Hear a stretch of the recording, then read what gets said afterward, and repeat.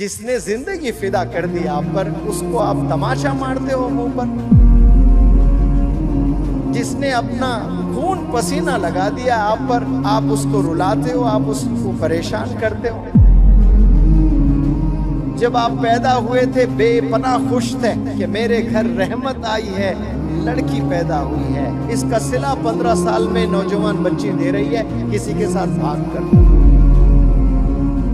میرے گھر لڑکا پیدا ہوا، وارث آیا ہے، بہت فخر محسوس کر رہا تھا باپ۔ جب باپ کو ایک وارث ملتا ہے نا، اس کو پوری دنیا مل جاتی ہے۔ اس کا صلہ نوجوان دے رہا ہے ڈرگز میں انوالو ہو کر۔ آپ کی امی، آپ کے ابو ایک ٹیم بن کر آپ پر فدا ہو گئے، آپ کی گرومنگ میں لگ گئے، آپ کے ریزنگ میں لگ گئے، کھلانے میں لگ گئے، پلانے میں لگ گئے، پہنانے میں لگ گئے، پڑھانے میں لگ گئے، اور 15 سال کے بعد آپ ریونج لے رہے ہو، بدلہ لے رہے ہو، ذلیل کر رہے ہو۔ والدین پیارے بچوں مر جاتے ہیں، قسم خدا کی ان کی دعائیں زندہ رہتی ہے۔ والد تو انتقال ہو گیا، والد کی دعا زندہ رہتی ہے۔ ماں انتقال ہو گیا، ماں کی دعائیں زندہ رہتی ہے۔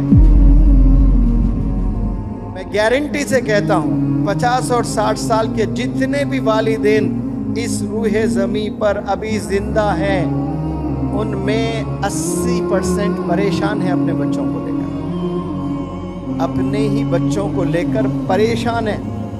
اور جب آپ لوگ پیدا ہوئے تھے بے پناہ خوش تھے کہ میرے گھر رحمت آئی ہے، لڑکی پیدا ہوئی ہے۔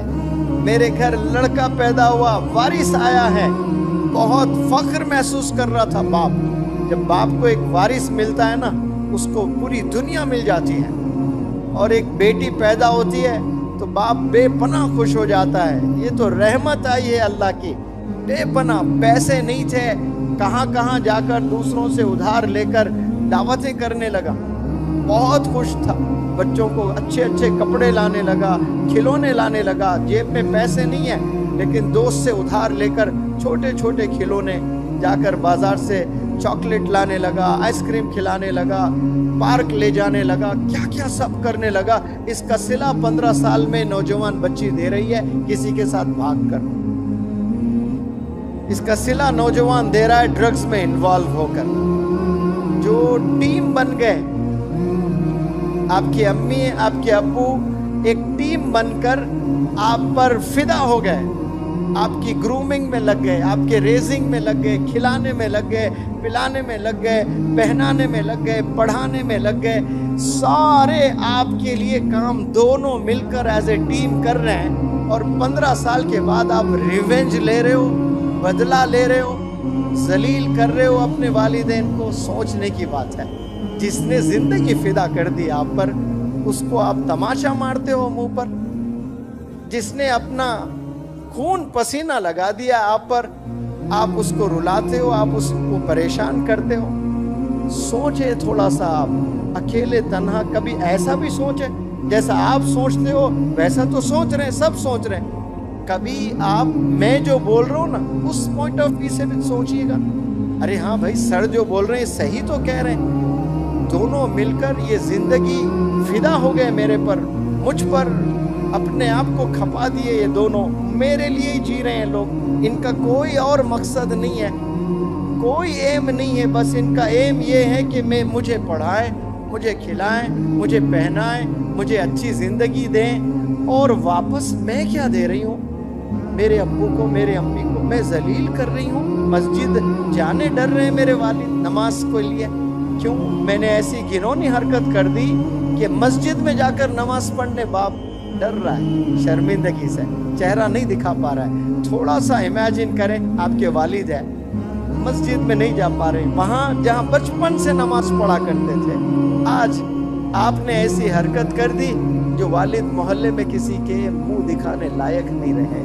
آپ کی حرکتوں سے ڈرگز میں انوالو، شرم آ رہی ہے باپ کو، گلیاں بدل کر دوسرے گلیوں سے جا رہا ہے۔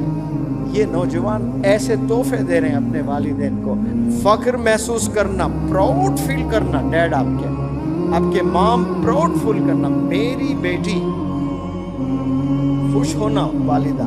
والدین پیارے بچوں مر جاتے ہیں، قسم خدا کی ان کی دعائیں زندہ رہتی ہے۔ जो दुआएं आप लोग को किए थे ना वो माजी में, कभी रातों में किए, कभी जुमे में किए, कभी रोज़े की हालत में किए, कभी इफ्तार करते हुए आँख से आंसू बहाए आप लोग के मुस्तकबिल के लिए। वालिद तो इंतकाल हो गया, वालिद की दुआ ज़िंदा रहती है। माँ इंतकाल हो गया, माँ की दुआएं ज़िंदा रहती है। तो देखने के लिए वालिदैन ज़िंदा नहीं होते हैं, लेकिन वो दुआएं ज़िंदा रहती है और वो दुआएं आपको बुलंदियों पर ले जाती हैं। और आज उफ़ भी नहीं कहना है, आप उफ़ तो दूर हाथ भी उठा रहे हैं, तेज़ आवाज़ में बात कर रहे हो, ऊंची आवाज़ में बात कर रहे हो, वालिदैन को रुला रहे हो आप लोग। ये रवैये को बदलिए, आप रिस्पेक्ट करना शुरू करें, फिर देखिए इंशाअल्लाह अल्लाह कैसे आपको चमकाएगा। सब लोग को चमकने का शौक़ है, कामयाबी का शौक़ सबको है। फार्मूला आपके पास घर में है, कामयाब होने का फार्मूला आपके घर में है, दीन में भी दुनिया में भी। जन्नत में जाना चाहते हो तो बाप दरवाज़ा है, बाप को रुला कर दरवाज़ा लॉक पड़ा हुआ है, नहीं जा पाओगे आप। माँ के कदमों के नीचे जन्नत है, माँ को रुलाकर, माँ को सताकर जन्नत के ख्वाब ना देखा करें आपको। तो जो भी जन्नत में जाने के ख्वाब देख रहे हैं वो जन्नत आपके घर में है, घर के बाहर नहीं है। आप लोग बाहर तलाशते हैं, मैकडॉनल्ड्स में तलाशते हैं, रिजॉर्ट्स में तलाशते हैं, पार्क्स में तलाशते हैं। आप लोग कितने लोग हज पर जाते हैं, लाखों, 30-35 लाख। क्या सबके हज कबूल होते हैं? सबके नहीं कबूल होते हैं, कुछ लोग के हज कबूल होते हैं। अब्बा हुजूर आराम कर रहे हैं सिर्फ, और आप गए कमरे में देखकर खुश हुए, ये मेरे अब्बा। मकबूल हज का सवाब मिलेगा। कौन से हज का सवाब? मकबूल हज। एक तो हज का सवाब, एक मकबूल हज का सवाब। यानी गोया आपके हज को अल्लाह ने कबूल कर लिया, क्योंकि अल्लाह जानता है सबके पास पैसे नहीं है, सब हज पर नहीं जा सकते। कोई बीमार है हज पर नहीं जा सकता, कोई मखरूस है हज पर नहीं जा सकता, कोई अपाहिज है हज पर नहीं जा सकता।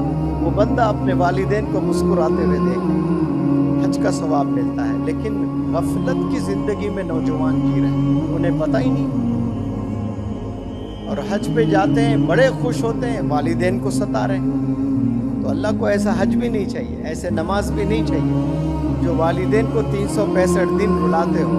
और आप हज पर भी जा रहे हो, साल में 2 उम्रे भी कर रहे हो, 5 वक्त नमाज भी पढ़ रहे हो, चैरिटी भी दे रहे हो, लेकिन जो असल काम आपने करना है घर में, जो वालिदैन की खिदमत, उनकी रिस्पेक्ट वो ना करें, तो फिर कुछ नहीं है आप।